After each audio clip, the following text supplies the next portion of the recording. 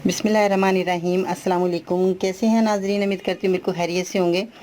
आज की वीडियो में बहुत ही अच्छा और बहुत ही ख़ास नुस्खा लेकर आई हूँ जो कि बहुत ज़्यादा लोग परेशान हैं जोड़ों के दर्द के लिए।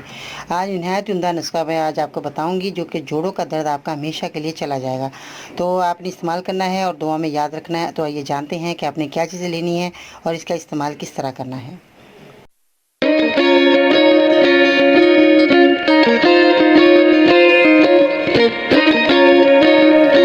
जी तो नाज़रीन, आज जोड़ों के दर्दों के लिए नहायत उम्दा नुस्खा आपकी खिदमत में हाजिर है जो कि बहुत ज़्यादा लोग जोड़ों के दर्द को लेकर परेशान हैं। आज उनकी परेशानी ख़त्म होने वाली है। कम से कम आपने महीना 2 महीने ये मेरा नुस्खा इस्तेमाल करना है। अगर आपको फ़ायदा होना शुरू हो जाए तो 3 महीने भी आपने ये नुस्खा इस्तेमाल कर सकते हैं। तो सबसे पहले तो मैं आपको एक हदायत करना चाहूँगी कि तली हुई चीज़ें बिल्कुल आपने बंद कर देनी है। चावल और बड़े का गोश्त बिल्कुल नहीं खाना। अगर आप खाएँगे तो जुर्माने के तौर पर आपको 4 महीने और आपको दवाई खाना पड़ेगी। ठीक है जी। और अब आपने दवाइयाँ क्या क्या लेनी है ये मैं आपको बताती हूँ कि आपने जो है अस्कद नागौरी ले लेनी है। ये देखें आपको इस तरह की मिलेगी, अस्कद नागौरी पंसारी की दुकान से आपको मिलेगी। ये आपने लेनी है। इसके बाद जो है आपने सूरजजान शीरी, सूरजजान शीरी जो है ये मीठी है और आपने ये मीठी सूरजजान शीरी क्या क्या लेनी है, इस तरह की होगी।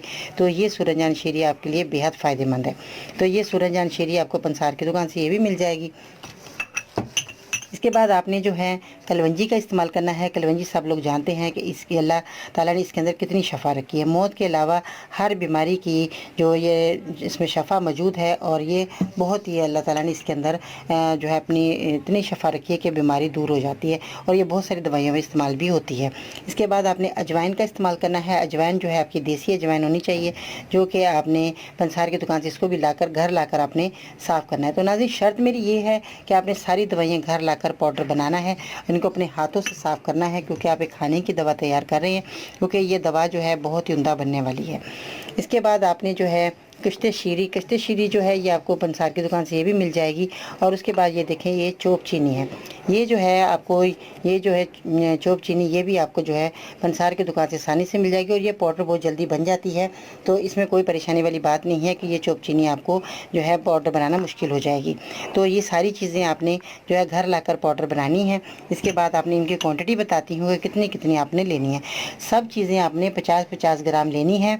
50-50 ग्राम लाकर आपने इसको पाउडर बनाकर किसी जो बर्तन है कांच वाला, प्लास्टिक में नहीं, कांच वाले बर्तन में किसी में आपने रख लेनी है। इसके बाद जो है जब आपका पाउडर बन जाए अच्छे तरीके से आपने पाउडर बनाना है। आधा आधा चम्मच आपने सुबह शाम पानी की मदद से खाना है।